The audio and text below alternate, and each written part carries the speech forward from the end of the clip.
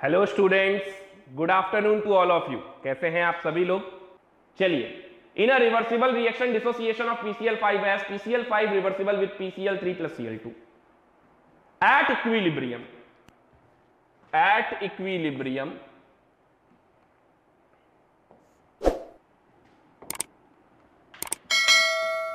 आगे सवाल पढ़िए जल्दी से।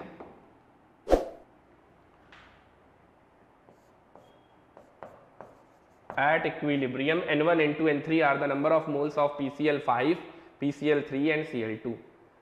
ठीक है, at total pressure P1। ठीक है भाई, if inert gas is added at constant volume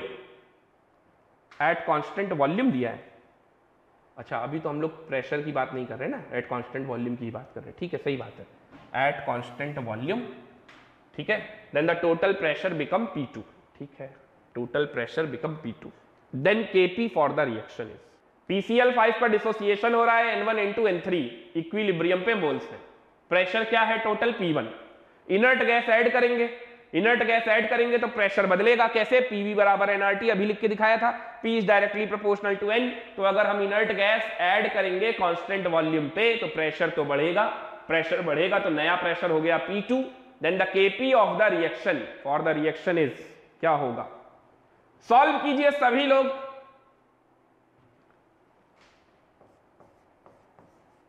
PCl5 reversible with PCl3 Cl2। Time t equilibrium पर ये N1 है, ये N2 है, ये N3 है। टोटल प्रेशर क्या हो गया? टोटल प्रेशर हो गया P1।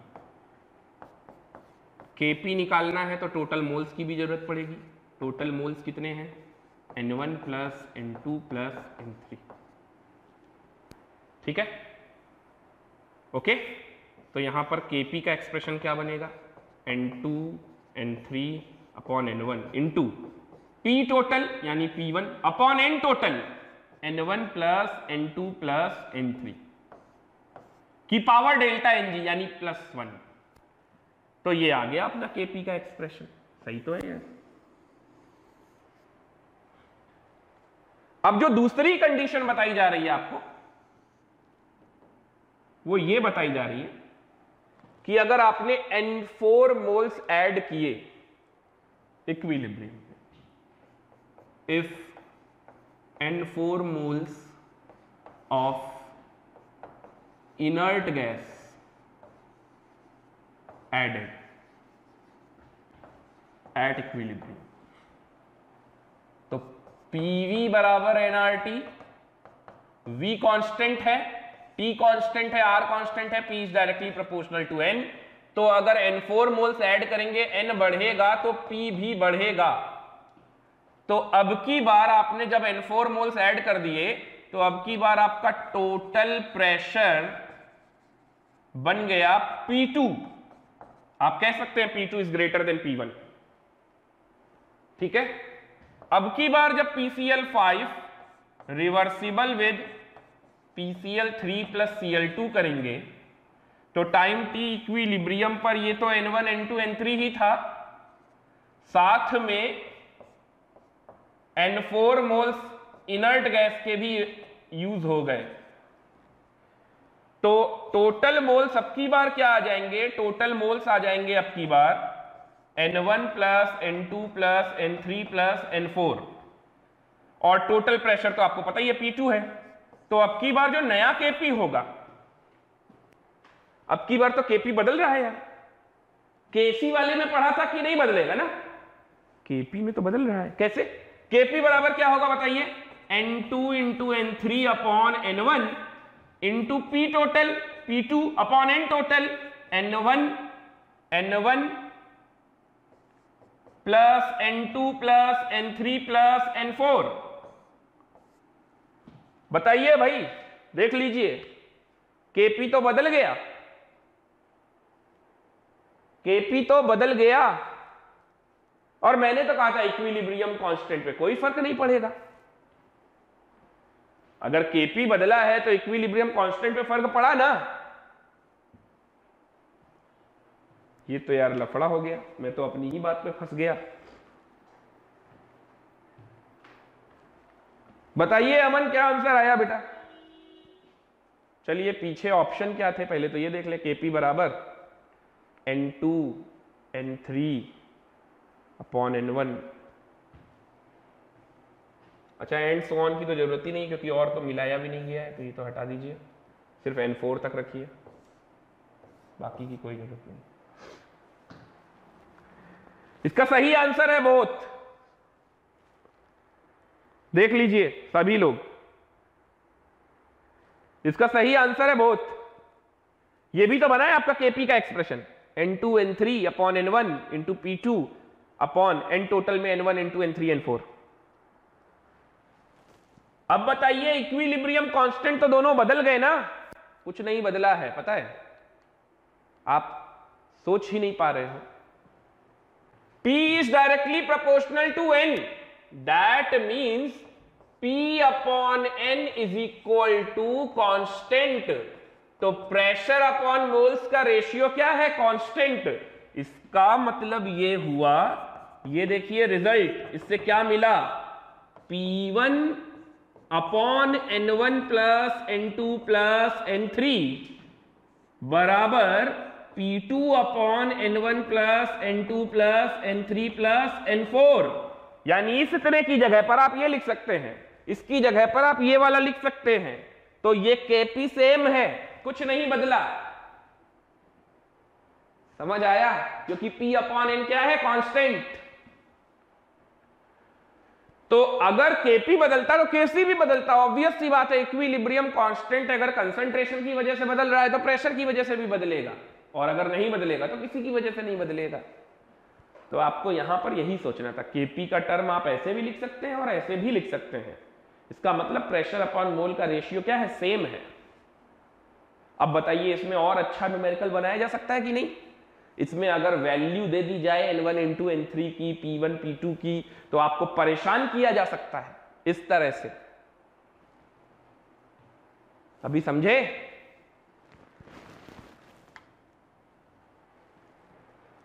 तो ये ली चैटेलियर्स प्रिंसिपल के one of the best question है। इनको नहीं लगाया इसका मतलब आपने ली चैटेलियर्स प्रिंसिपल पढ़ा ही नहीं। अगर इन सवालों को नहीं लगाया गया, इस तरीके के सवालों को आपने नहीं लगाया, तो इसका मतलब आपने ली चैटेलियर प्रिंसिपल पढ़ा ही नहीं है। आपने सिर्फ वो किताबी बातें पढ़ी हैं रटने वाली।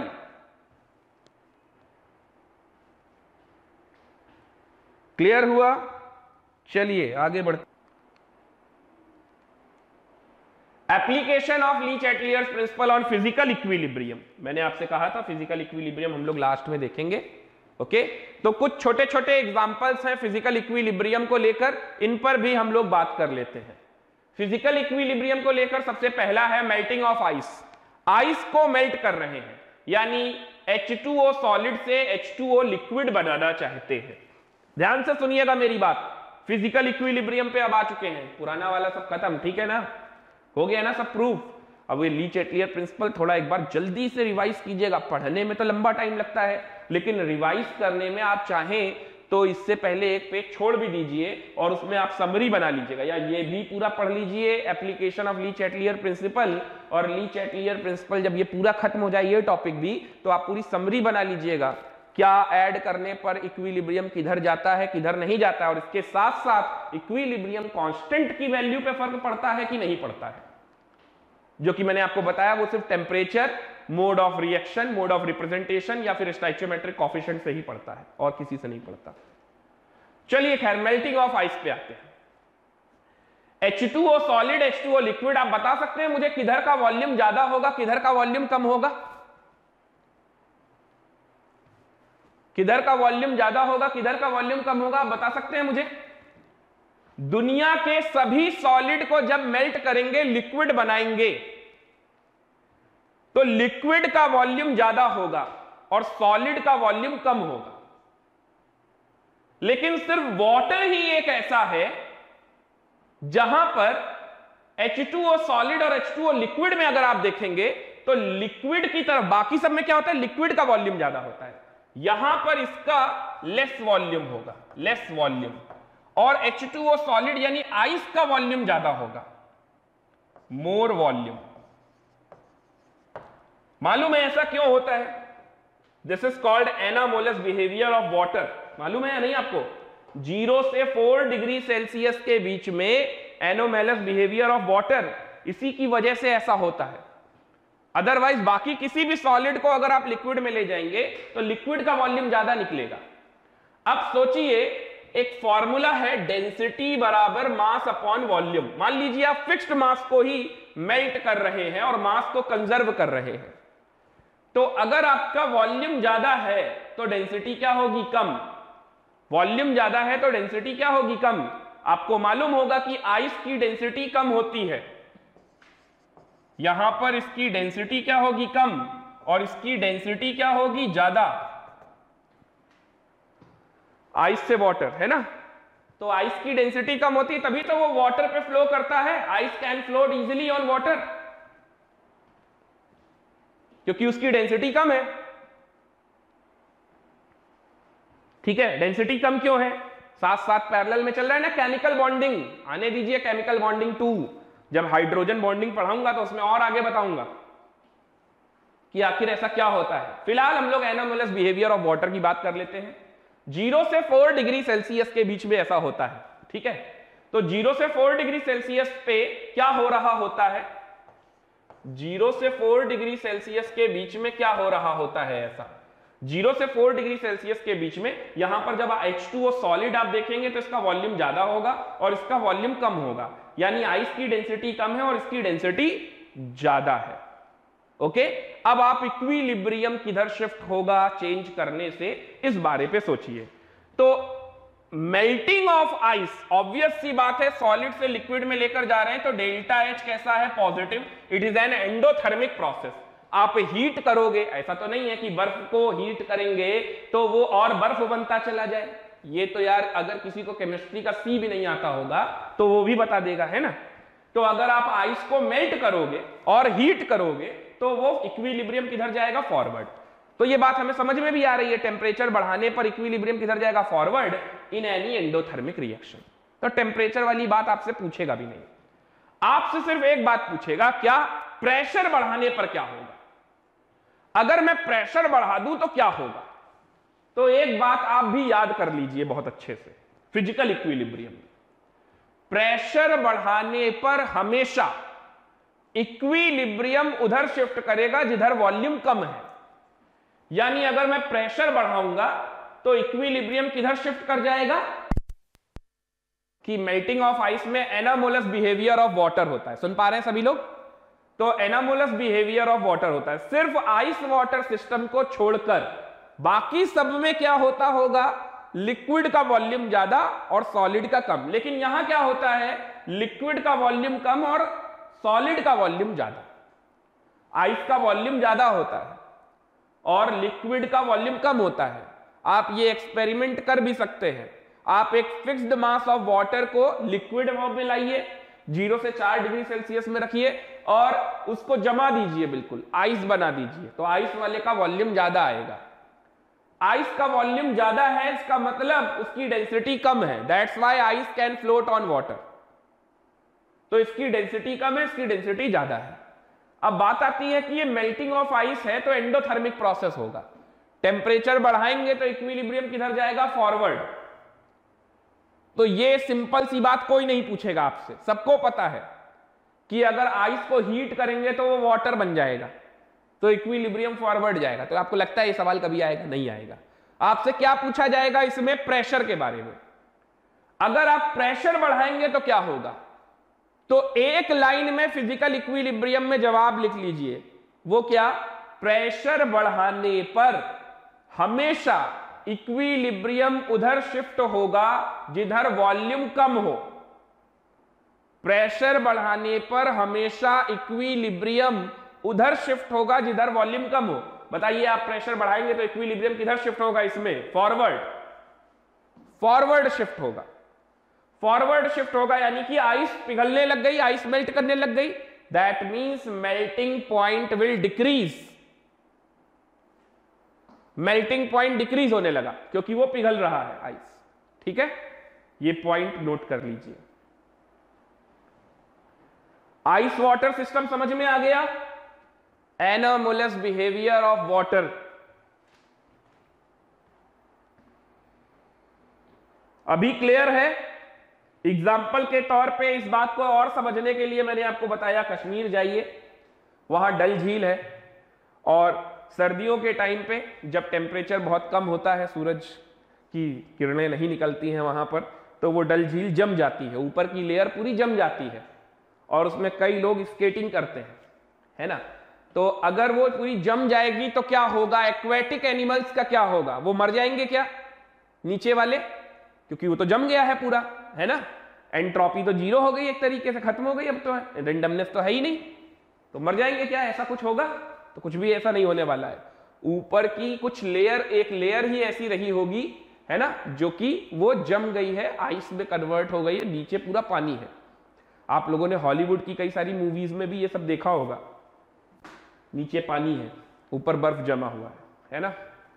तो ये चमत्कार कैसे हो रहा है, आप सोचिए। ऊपर की तरफ का टेम्परेचर क्या है, ज्यादा होगा, नीचे की तरफ का टेम्परेचर क्या है, कम है। तो यार ऊपर तो पिघलना चाहिए, जमना तो नीचे से चालू होना चाहिए, लेकिन जमता तो ऊपर से है। एनामोलस बिहेवियर ऑफ वाटर, 0 से 4 डिग्री सेल्सियस। अभी समझ में आ गया?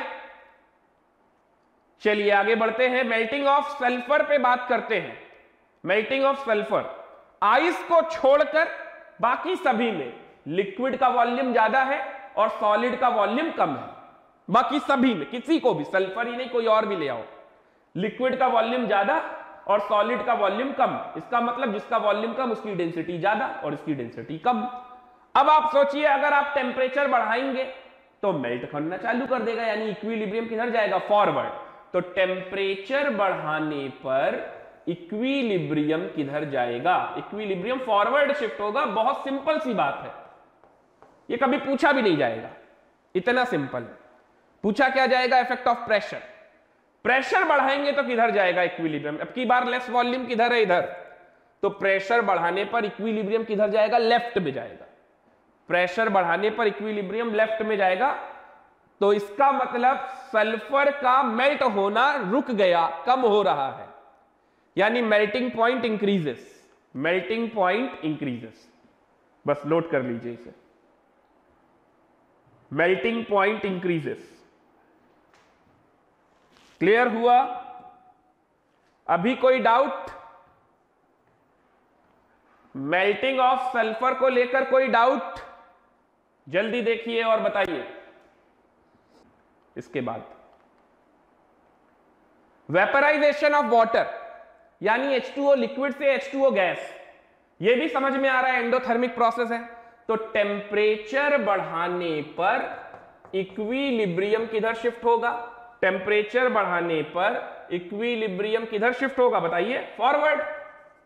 सिंपल सी बात है, इक्विलिब्रियम फॉरवर्ड ही शिफ्ट होगा, है ना।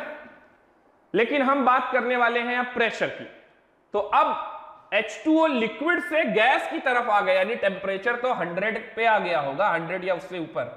तो अब किधर वॉल्यूम ज्यादा होगा, तो इधर ही वॉल्यूम ज्यादा होगा, मोर वॉल्यूम, और इधर लेस वॉल्यूम,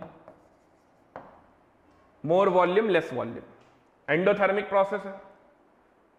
तो rise in temperature favour the vaporisation, on the other hand increase of pressure, pressure अगर बढ़ाएंगे तो इक्विलिब्रियम किधर शिफ्ट होगा, where the volume is less, और लेस वॉल्यूम किधर है, इधर।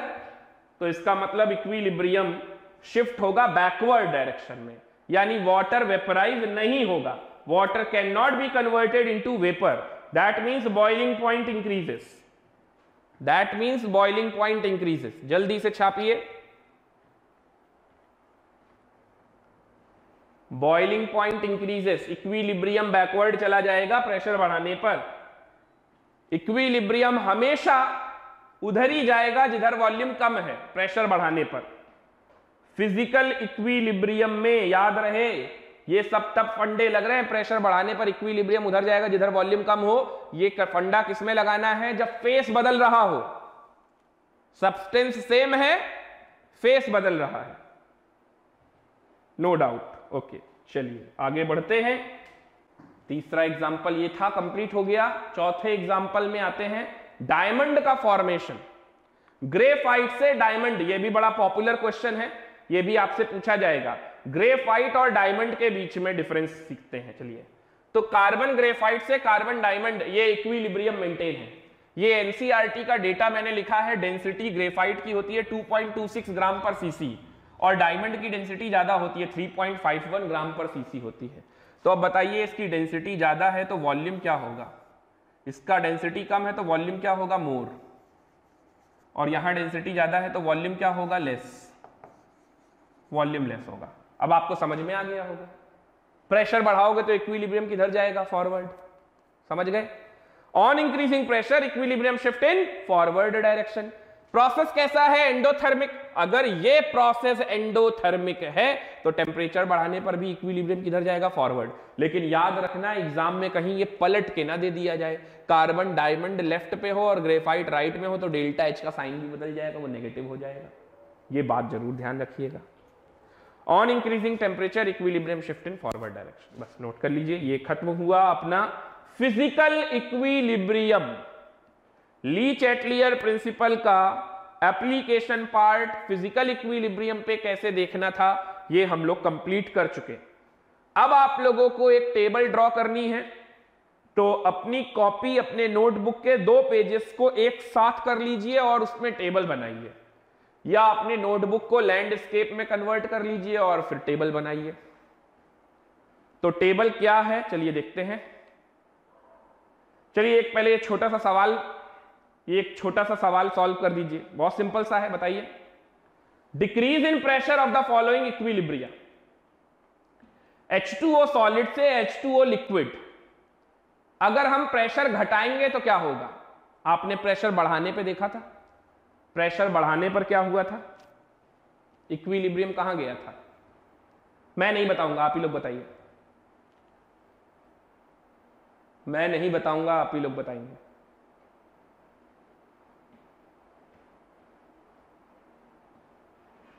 इसका करेक्ट आंसर क्या है बताइए?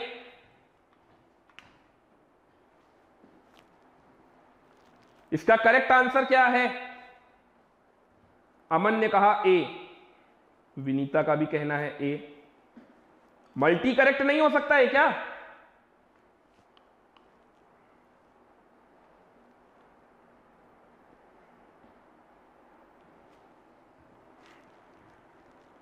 जल्दी जल्दी बताइए, आंसर क्या होगा इसका करेक्ट आंसर? इसका करेक्ट आंसर है ए और सी।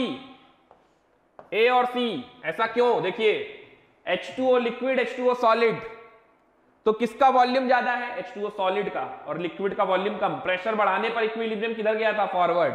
तो घटाने पर किधर जाएगा इक्विलिब्रियम? बैकवर्ड। बैकवर्ड जाएगा तो formation of more H2O solid.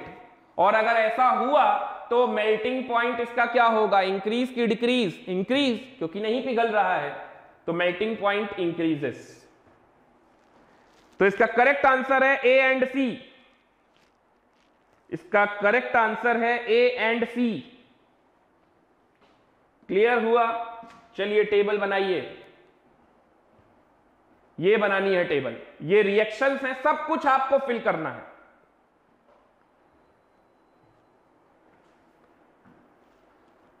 ये है पूरी टेबल। ये जितने भी कॉलम है छोटे बनेंगे क्योंकि इसमें सिर्फ इंक्रीज और डिक्रीज आपको लिखना है, ठीक है। और ये फेवरेबल स्टेप क्या है, यहां पर ये कॉलम थोड़ा बड़ा बनाइएगा, यहां पर आपको स्टेटमेंट लिखना पड़ेगा, यहां पर आपको स्टेटमेंट लिखना पड़ेगा।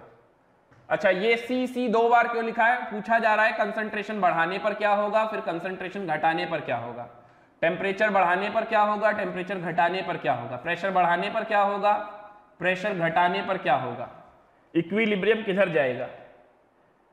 समझ गए? तो आपको अपना आंसर कैसे लिखना, चलिए मैं एक रिएक्शन बताता हूं, आपको समझाता हूं। ये सभी हैं रिएक्शंस। जैसे मैं कौन सी लूं, कौन सी, ये वाली ले लो। SO2 plus O2 reversible with 2SO3। SO3 अगर टूटता, अगर ऐसे लिखा होता है SO3 लेफ्ट में और ये राइट में होता तो डिसोसिएशन होता SO3 का, तब ये एंडोथर्मिक होता। अभी ये SO3 का फॉर्मेशन है तो ये कैसा होगा, एक्सोथर्मिक। डेल्टा H के बारे में इंफॉर्मेशन दी जाए तब तो कोई दिक्कत नहीं, जो दिया है वही लगाना है, नहीं दी जाए तो ऐसे सोचना है। तो ये हमारा डेल्टा H कैसा हो गया, नेगेटिव एक्सोथर्मिक। डेल्टा Ng कैसा है, ये 2 मोल है और इधर 3 मोल है, तो डेल्टा Ng 2 - 3 क्या आ गया, -1। कंसंट्रेशन बढ़ाने पर क्या होगा, सोचिए, अगर आप कंसंट्रेशन बढ़ाएंगे तो क्या होगा, डेल्टा Ng नेगेटिव है, कंसंट्रेशन अगर आप इंक्रीज करेंगे तो इसका भी बढ़ेगा, इसका भी बढ़ेगा, इसका भी बढ़ेगा, लेकिन इधर सम ऑफ द स्टोइचियोमेट्रिक कोएफिशिएंट क्या है, कम है, और इधर ज्यादा है, तो कंसंट्रेशन इसका भी बढ़ रहा है, इसका भी बढ़ रहा है, इसका भी बढ़ रहा है, इसका कम रेट से बढ़ रहा है, तो इक्विलिब्रियम फॉरवर्ड जाएगा, जिसकी वजह से इसको थोड़ा बूस्टअप मिले और इसका ज्यादा रेट से बढ़ने लगे, ताकि इक्विलिब्रियम मेंटेन हो जाए। तो कंसंट्रेशन बढ़ाने से इक्विलिब्रियम किधर चला जाएगा, फॉरवर्ड। कंसंट्रेशन घटाने से किधर आ जाएगा, उसका उल्टा। एक्सोथर्मिक रिएक्शन है, टेम्परेचर बढ़ाओगे तो बैकवर्ड आएगा, क्योंकि हर एक्सोथर्मिक रिएक्शन लो टेम्परेचर को फेवर करती है, टेम्परेचर घटाओगे तो इक्विलिब्रियम फॉरवर्ड आएगा। बोलो, समझ आ रहा है। प्रेशर, प्रेशर बढ़ाने पर क्या होगा, प्रेशर बढ़ाया, प्रेशर बढ़ाने पर इक्विलिब्रियम उधर शिफ्ट होगा जिधर सम ऑफ द स्टोइचियोमेट्रिक कोएफिशिएंट कम है, तो सम ऑफ द स्टोइचियोमेट्रिक कोएफिशिएंट किधर कम है, इधर, तो प्रेशर बढ़ाने पर इक्विलिब्रियम किधर आएगा, फॉरवर्ड। और प्रेशर और कंसंट्रेशन डायरेक्टली प्रोपोर्शनल भी होते हैं, तो आप देख लीजिए दोनों का साइन सेम रहेगा, एरो आगे का मतलब फॉरवर्ड, पीछे का मतलब बैकवर्ड, तो प्रेशर घटाने पर किधर होगा, बैकवर्ड। मेरे पास और जगह नहीं है, आप इसमें 2 कॉलम और ऐड कर लीजिएगा, addition of inert gas at constant volume, और दूसरा कॉलम और ऐड कीजिएगा, addition of inert gas at constant pressure. तो ये हर रिएक्शन के बारे में आपको एक कंप्लीट इंफॉर्मेशन मिलती चली जाएगी। समझ गए। अब फेवरेबल स्टेप क्या होगा, फेवरेबल स्टेप, मेरा टारगेट है SO3 बनाना, ना कि SO3 को ब्रेक करवाना, क्योंकि मुझे राइट हैंड साइड में प्रोडक्ट जो दिख रहा है वो बनाना है। तो मैं हर वो तरीका अपनाऊंगा जिससे इक्विलिब्रियम फॉरवर्ड आए।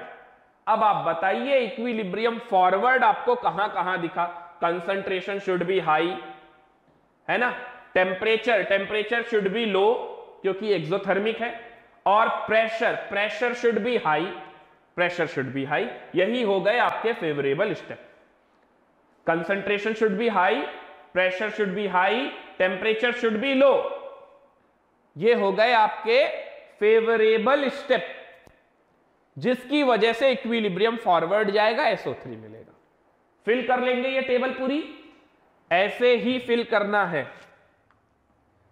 कोई डाउट, कुछ पूछना है आपको यहां तक, देख लीजिए जल्दी से, कोई डाउट हो तो बताइए। यहां तक अगर कोई डाउट है तो बताइए। Simultaneous equilibrium, last topic, simultaneous equilibrium. चलिए साइमल्टेनियस इक्विलिब्रियम सीखते हैं। क्या होता है साइमल्टेनियस इक्विलिब्रियम, देखिए मैं आपको एग्जांपल से सिखाता हूं।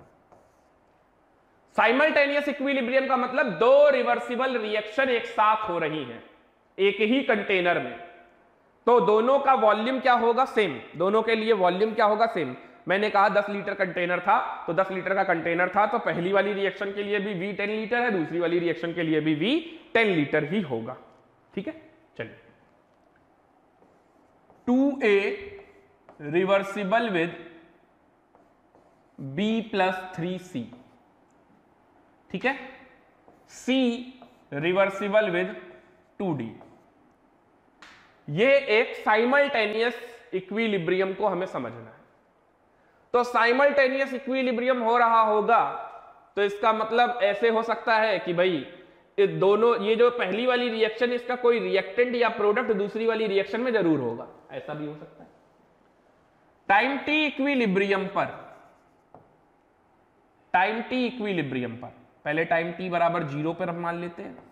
टाइम टी बराबर 0 पर इसके मान लीजिए 1 मोल थे, तब तो ये 0 0 था। टाइम टी इक्विलिब्रियम पे 1 माइनस 2x गया, कम होगा ना, 2:1:3 की स्टोइकियोमेट्री है, बेवकूफी मत करना। 1 माइनस 2x हुआ तो यहां पर क्या बनेगा, x, उसका आधा। और यहां पर क्या होगा, यहां पर क्या होगा सोचिए, तो अगर यहां 1 माइनस 2x बन रहा है और यहां x बन रहा है तो उस हिसाब से यहां कितना बन जाएगा, 3x बनेगा। अच्छा, अब c की बात करते हैं। c के बारे में टाइम t बराबर इक्विलिब्रियम पर अगर मैं बात करूं तो c यहां पर भी और c वहां पर भी है, दोनों में कॉमन दिख रहा है। तो 3x तो था ही पहले वाले में, अब यहां से कुछ y नाम कुछ कम कर दिया, y नाम का कुछ मोल कम कर दिया। ऑब्वियस सी बात है कि अगर 3x माइनस वाई, यहां इसका कंसंट्रेशन ऐसा बनेगा, मोल बनेगा और अपॉन वॉल्यूम करके कंसंट्रेशन बनेगा, तो यहां का कंसंट्रेशन बदल तो नहीं सकता, तो यहां पर भी उसके मोल वही आएंगे, यानी यहां अपने को ऑब्वियसली ये करना ही पड़ेगा 3x माइनस वाई। तो अगर यहां पर 3x माइनस वाई है तो यहां पर भी 3x माइनस वाई ही होगा, तो 3x में से कुछ y कम हो गया, तो यहां क्या बन जाएगा, 2y। ऐसे में जब मुझे Kp निकालने के लिए या Kc से कुछ रिलेट कराने के लिए जब मुझे टोटल मोल्स निकालने पड़ेंगे तो मैं लिखूंगा Na, Nb, Nc, Nd। तो moles of A at equilibrium कितने हैं, 1 minus 2x। Moles of B कितना है, x। मोल्स ऑफ C कितना है, यहां पर भी C है वहां पर भी C है, तो 2 बार थोड़ी ना लिखेंगे, लिखेंगे तो एक ही बार, तो वो हो जाएगा 3x माइनस वाई। और मोल्स ऑफ D कितना हो जाएगा, 2y। तो ये हो जाएंगे हमारे टोटल मोल्स। ऐसे लिखा जाता है साइमल्टेनियस इक्विलिब्रियम की रिएक्शनों को। पहले आप 1-2 एग्जांपल से थोड़ा यूज्ड टू हो जाइए, फिर मैं आपको क्वेश्चन पे भी ले चलता हूं,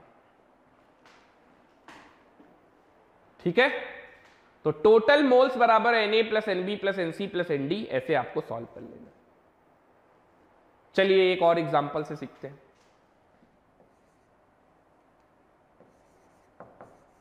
example number 2, A plus 2B reversible with 3C plus 4D, ठीक है। 2B या 2B नहीं लेते, कुछ चेंज करते हैं।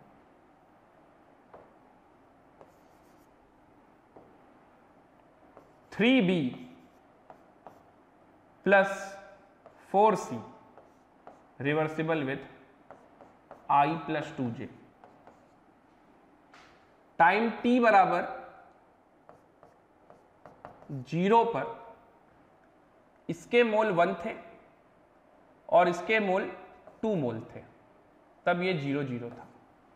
अब अपने को लिखना है सब कुछ। टाइम t इक्विलिब्रियम पर क्या होगा, चलिए सोचिए। तो यहां 1 माइनस x कर देते हैं, तो यहां 2 माइनस क्या हो जाएगा, 2x, क्योंकि 1:2 की स्टोइकियोमेट्री है, जितना यहां कम होगा उसके रेशियो का उसका डबल यहां कम होगा। तो यहां कितना बनेगा बताइए, 3x बनेगा ना, और यहां कितना बन जाएगा, 4x। बोलिए यहां तक कोई दिक्कत। टाइम t इक्विलिब्रियम पर यहां पर आते हैं, 3b प्लस 4c, 3:4 की स्टोइकियोमेट्री है, b तो यहीं पर है 2 माइनस 2x। तो इसका मतलब यहां पर मुझे क्या लिखना पड़ेगा, यहां पर मुझे लिखना पड़ेगा 2 माइनस 2x माइनस 3y। तो ये माइनस का 3y यहां पर भी आ जाएगा, और 4c है, तो c के लिए देखिए 3x पहले से था, 3x माइनस, अब ये भी रिएक्टेंट है, कम होगा, अगर ये 3:4 है तो यहां 3y कम हो रहा है, तो यहां कितना होगा 4y कम होगा, 3x - 4y। तो यहां कितना बनेगा, i और j का तो ऊपर से कोई लेना देना नहीं है, तो y बनेगा, और यहां कितना बनेगा 2y बनेगा। कुछ भेजे में गया। ऐसे में मुझे टोटल मोल्स जब लिखना पड़ेगा, टोटल मोल्स एट इक्विलिब्रियम, तो वो मैं Na, Nb, Nc और Nd plus Ni plus Nj यही लिखूंगा। और इसमें C मुझे 2 बार दिख रहा है, B 2 बार दिख रहा है, लेकिन मैं एक ही बार लिखूंगा क्योंकि उनका मोल क्या है, फिक्स। तो अगर मैंने यहां पर C के लिए 3x - 4y किया, तो ये 3x - 4y यहां पर भी करिएगा, कहीं हटा ना दीजिएगा, नहीं गड़बड़ हो जाएगा। C का कंसंट्रेशन सेम आ रहा है मोल, और B के भी मोल सेम आ रहे हैं। इसी को बोलते हैं साइमल्टेनियस इक्विलिब्रियम। कुछ समझ में आया? यहां तक समझ में आया? क्या साइमल्टेनियस इक्विलिब्रियम की बातें समझ में आ रही हैं आप लोगों को? कोई डाउट जल्दी से बताइए अगर कुछ पूछना है, अदरवाइज इसके बाद हम लोग क्वेश्चन सॉल्व करते हैं। जल्दी जल्दी करिए। यहां तक कोई डाउट? नो डाउट, क्लियर है। चलिए आगे बढ़ते हैं फिर। इसके आगे बढ़ते हैं। इससे आपने क्या सीखा, क्या जाना? चलिए ये क्वेश्चन में अप्लाई करते हैं। सवाल नोट कीजिए जल्दी से। When NO and NO2 are mixed, the following equilibriums are obtained. 2NO2 reversible with N2O4, इसका Kp दिया हुआ है 6.8 Kp दिया है, यानी प्रेशर पे काम करना है। NO plus NO2 reversible with N2O3, इसका Kp पूछा गया है। In an experiment when NO and NO2 are mixed in the ratio of 1:2, the total pressure is 5.05 atm। अब देखिए ऐसे सवालों में कुछ बच्चे ज्यादा लंबा सॉल्यूशन लिखते हैं और कुछ बच्चे स्मार्ट वर्क करते हैं, तो सभी बच्चों को स्मार्ट वर्क करना चाहिए, है ना? तो वो स्मार्ट वर्क क्या है? देखिए आपको Kp का एक्सप्रेशन दिया गया है, इसका मतलब अब आपको प्रेशर पे काम करना है। अब यहां पर पहली लाइन में पढ़िए, NO and NO2 are mixed in the ratio 1:2। क्या बोला गया है कि ये 1:2 का रेशियो मोल का रेशियो है? नहीं बोला गया है, लेकिन आप लोगों को वही आदत पड़ी हुई है। तो आप लोग जब ये साइमल्टेनियस इक्विलिब्रियम इसका बनाओगे तो आप मोल में सॉल्व करोगे, फिर आप खुद ही अपने लिए प्रॉब्लम क्रिएट करोगे। वो कैसे? मतलब आपने मोल लिखा, फिर मोल से आप प्रेशर पे आओगे और प्रेशर से सॉल्व करोगे, तकलीफ ज्यादा हो। पहले तो आप ये चेक कर लीजिए क्या सभी लोग गैस में हैं? तो बिल्कुल सभी गैस में हैं। अगर सभी गैस में हैं तो यार कोई दिक्कत क्या है? फिर तो बहुत ही आसान है ना? आसान क्या है? क्या आसान है यहां पर? आसान ये है कि आपको ऐसे में ये 1:2 का रेशियो जो NO और NO2 का है, ये प्रेशर में ही मान लो ना, ये प्रेशर पे ही मान लो। ये मोल का भी रेशियो हो सकता है, प्रेशर का भी हो सकता है। तो अगर ये प्रेशर का रेशियो मान ले तो मैं इसको P मान लूंगा, इसको 2P मान लूंगा और सवाल को सॉल्व करना चालू कर दूंगा। तो उससे मुझे तकलीफ कम होगी, है ना? तो सॉल्यूशन थोड़ा छोटा हो जाएगा और आंसर सेम आएगा। तो छोटा वाला सॉल्यूशन ही करते हैं। चलिए, तो अपने को निकालना क्या क्या है? इक्विलिब्रियम पे प्रेशर बताना है NO का, NO का प्रेशर इक्विलिब्रियम पे कितना होगा, है ना? और दूसरा अपने को Kp बताना है, ये दूसरी वाली रिएक्शन का। सवाल जल्दी से देखिए और सॉल्व करना चालू कर दीजिए, जैसे सिखाया है वैसे ही सॉल्व कीजिए। मोल में मत सॉल्व कीजिए, नहीं तो लंबा जाएगा सॉल्यूशन बहुत, और वेरिएबल भी बढ़ेंगे तो आप ही को तकलीफ है। इसको सीधा प्रेशर पे सॉल्व कीजिए। तो 2NO2 गया N2O4 में, 2NO2 गया N2O4 में, ठीक है? सॉल्यूशन में लिखिए 2NO2 किस में गया? N2O4 में, ठीक है? और दूसरी रिएक्शन क्या है, दूसरी रिएक्शन क्या है, NO और NO2 मिलकर N2O3 बनाता है।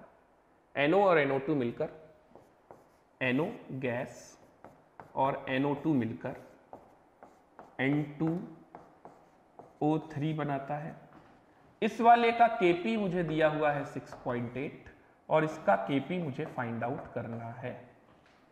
इसके साथ साथ मुझे P टोटल दिया गया है 5.05 ATM, P total 5.05 ATM P, ठीक है। और पार्शियल प्रेशर ऑफ N2O4 कितना दिया गया है, 1.4 ATM। Partial pressure of N2O4 ये दिया है 1.7 ATM। 1.4 है कि 7 है, चेक कीजिए, 7 है, ठीक है। पार्शियल प्रेशर ऑफ NO पूछा गया है, partial pressure of NO find out करना है और दूसरी वाली इक्वेशन का Kp। चलिए काम पे लगते हैं। 1:2 का रेशियो है तो लेट कर लेते हैं, यहां पर हम लेट कर लेते हैं, let pressure of NO, NO का प्रेशर कितना है P, तो प्रेशर ऑफ NO2, NO और NO2 बोला गया है ना 1:2 के रेशियो में, तो ये कितना हो गया 2P, P 1:2 दिया है ना, तो ये 1:2 दिया है तो P और 2P हो गया। आप कहोगे यार NO का पूछा गया तो आ गया P, क्या यही है, नहीं, ये तो एट टाइम t बराबर 0 है, एट टाइम t बराबर 0 है। सॉल्व करते जाइएगा, जिनका आंसर आ गया हो वो आंसर मैच भी कर लीजिएगा। Kp की वैल्यू आएगी इस वाली रिएक्शन की 3.42 और पार्शियल प्रेशर ऑफ NO आएगा 1.05, ठीक है। लेकिन आएगा कैसे ये भी तो सोचना है, तो चलिए देखिए, ये था P NO के लिए और ये NO2 के लिए कितना था 2P, तो ये 2P माइनस 2x, 2P में से 2x गया तो ये कितना बन गया x, ये कितना बन गया x, ये 2P में से 2x गया तो ये कितना बन गया x। अच्छा, अब यहां पर NO वाला है तो ये P हो गया और ये NO2 वाला है तो ये 2P माइनस 2x हो गया, है ना।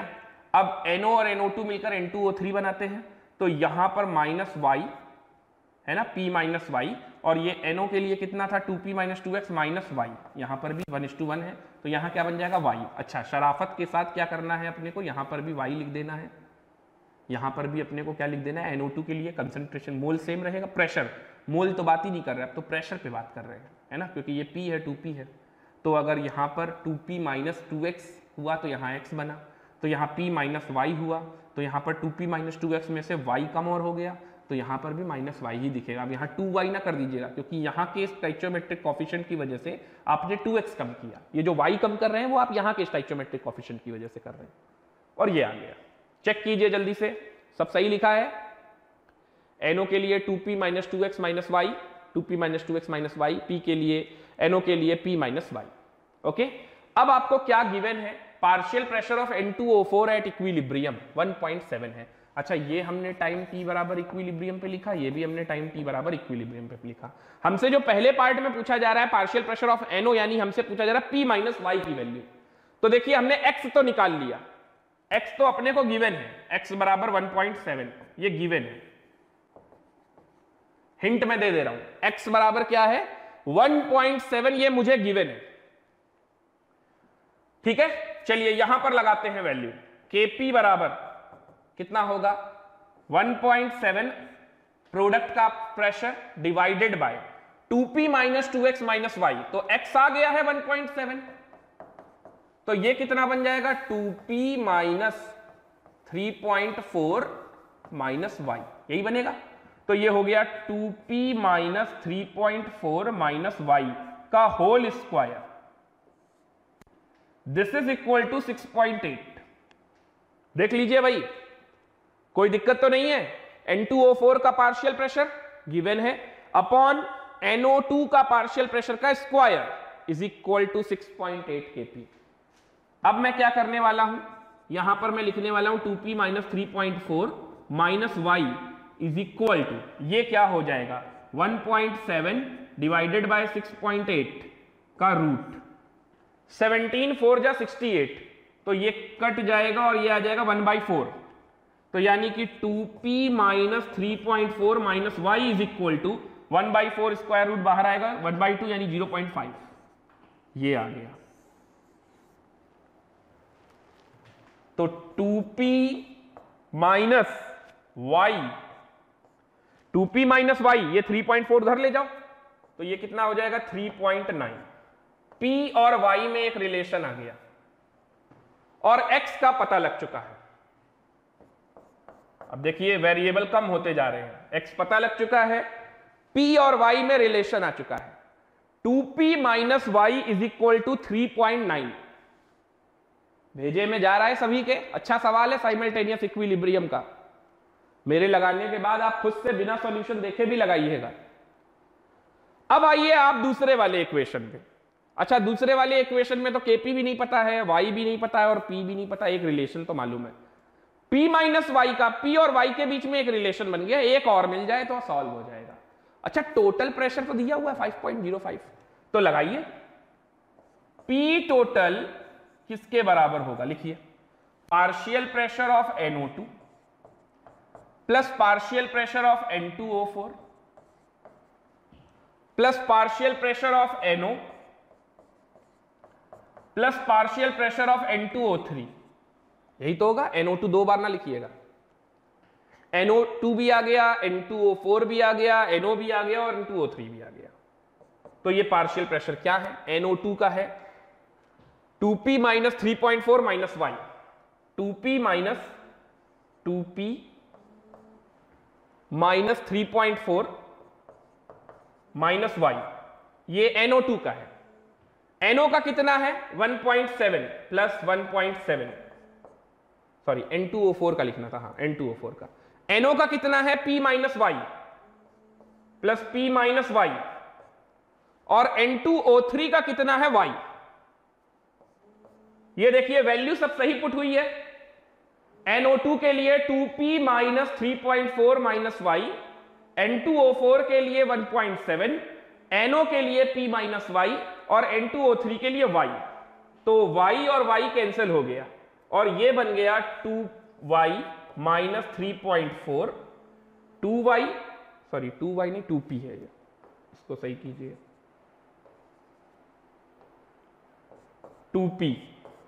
2p माइनस 3.4, ठीक है। तो 2p और ये p मिलकर क्या बन गया 3p, ये हो गया 3p, 2p और ये p 3p हो गया, ठीक है। माइनस का 3.4 प्लस का 1.7, ये क्या हो गया, ये हो गया माइनस का 1.7, ओके ये भी सॉल्व हो गया और minus y is equal to 5.05, सही है। अब देखिए ये 1.7 को आप उधर ले जाइए तो ये आ गया आपका 3p minus y is equal to, तो ये कितना बन गया आपका, ये कितना बन गया 1.7, इसमें जोड़ दीजिए तो 1.7 अगर आप इसमें जोड़ देंगे तो ये बन गया आपका 6.75, सही करा है, चेक कीजिए जल्दी से इसको, इसमें कोई दिक्कत तो नहीं है।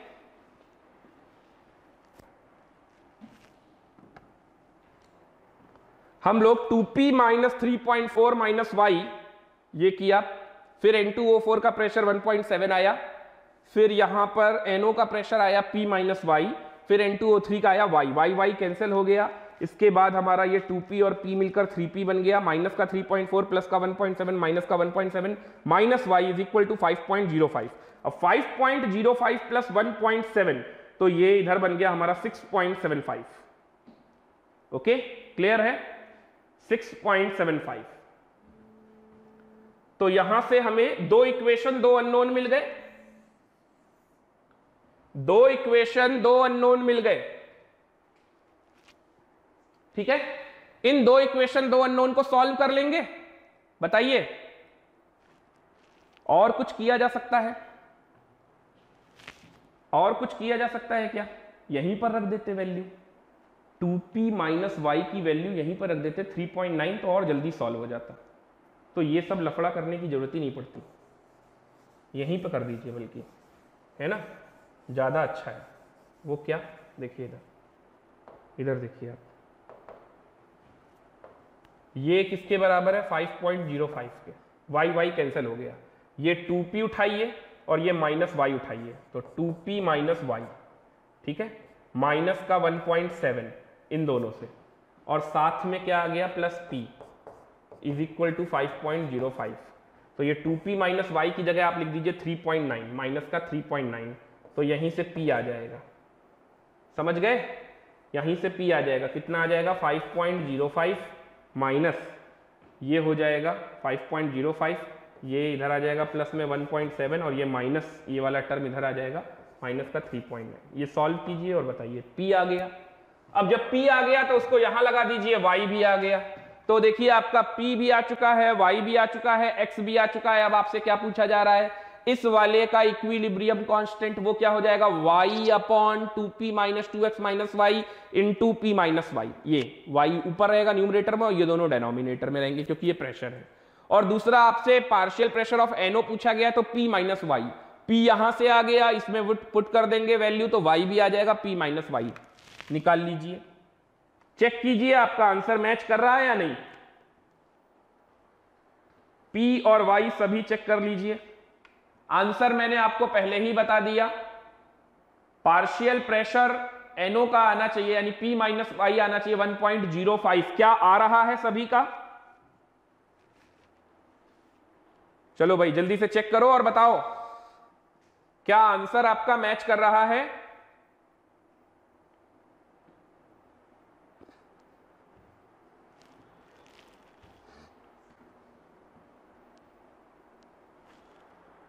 मैच कर रहा है, गुड। तो ये रहा इसका आंसर, ये आप लिख लीजिएगा। तो इस तरह से आप लोग साइमल्टेनियस इक्विलिब्रियम सॉल्व करेंगे। ओके, इतना हिंट काफी था, क्लियर है। तो ये हमारा साइमल्टेनियस इक्विलिब्रियम भी सॉल्व हुआ। अच्छा, ये साइमल्टेनियस में होमोजीनियस बताया क्योंकि सभी गैस थे। अगर कभी हेट्रोजीनियस आए तो भी उसमें कुछ नहीं करना है, हेट्रोजीनियस भी सिंपल होता है। हेट्रोजीनियस में सिर्फ क्या करना होता है, हेट्रोजीनियस में जैसे देखिए, मान लीजिए आपके पास ये P सॉलिड, इससे बन रहा है A+2B, और आपके पास Q सॉलिड है और इससे बन रहा है आपका B+3C, और ये सभी गैस में है और इधर ये सॉलिड में है, ठीक है। तो अब ऐसे में अगर मान लीजिए 1 मोल दे दिए गए तो टाइम t इक्विलिब्रियम पर यहां पर आप कैसे लिखना सीखेंगे। तो देखिए, अगर इसके 1 मोल थे तो 1 माइनस x लिखिए, ठीक है, मोल में तो लिख सकते हैं ना। तो यहां क्या बनेगा x और यहां क्या बनेगा 2x। ठीक इसी तरीके से यहां पर आइए, यहां पर भी अगर 1 मोल ही था टाइम t इक्विलिब्रियम पे, तो यहां लिखिए 1 माइनस वाई। अब यहां पर क्या बनेगा y और यहां पर क्या बनेगा 3y, लेकिन अब आप देखिए b आपका कॉमन है तो यहां पर 2x है, यहां पर 2x है, दोनों प्रोडक्ट में है, तो यहां पर भी इंक्रीज होगा, यहां पर भी, तो 2x यहां से आ रहा है, y यहां से आ रहा है, इसका मतलब ये 2x प्लस वाई होगा और इधर भी 2x प्लस वाई कर दीजिएगा। फिर आप ऐसे करिएगा, देख लीजिए अभी भी क्लियर है। ऐसे में टोटल मोल्स अगर आप निकालेंगे तो आप सभी को ऐड करेंगे, मोल्स के लिए तो सभी को ऐड कर सकते हैं, लेकिन total number of gaseous moles अगर निकालेंगे, टोटल गैसियस मोल्स, तो उसमें सिर्फ गैस वालों को ऐड कीजिएगा, यानी तब आप लिखिएगा Na plus Nb plus Nc, सिर्फ इतना। और फिर अभी भी साइमल्टेनियस का कंसेप्ट वही है। तो Kc या Kp निकालते वक्त इनका प्रेशर या इनका कंसंट्रेशन मत लीजिएगा क्योंकि ये क्या है, सॉलिड, और बाकी सब वैसे ही सॉल्व कीजिएगा। तो ये हो जाएगा साइमल्टेनियस हेट्रोजीनियस इक्विलिब्रियम। क्लियर हुआ? उम्मीद है आप लोगों को समझ में आ गया होगा। और इसी के साथ हमारा ये केमिकल इक्विलिब्रियम चैप्टर यहां पर फिनिश होता है। तो आज का लेक्चर यहीं पे फिनिश करते हैं। तब तक के लिए good bye to all of you, have a nice day, bye bye.